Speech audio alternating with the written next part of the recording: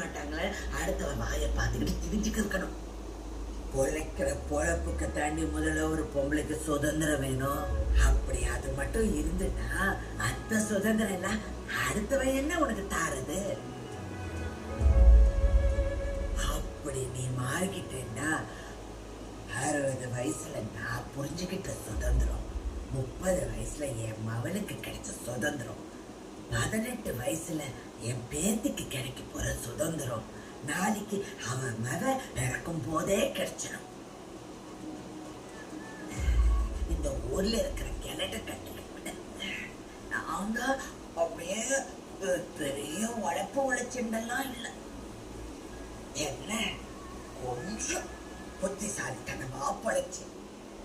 அதனாலதான் இந்த ஊர்ல பொம்பளை பேர்ல இருக்க ஒரே வீடு இதான்.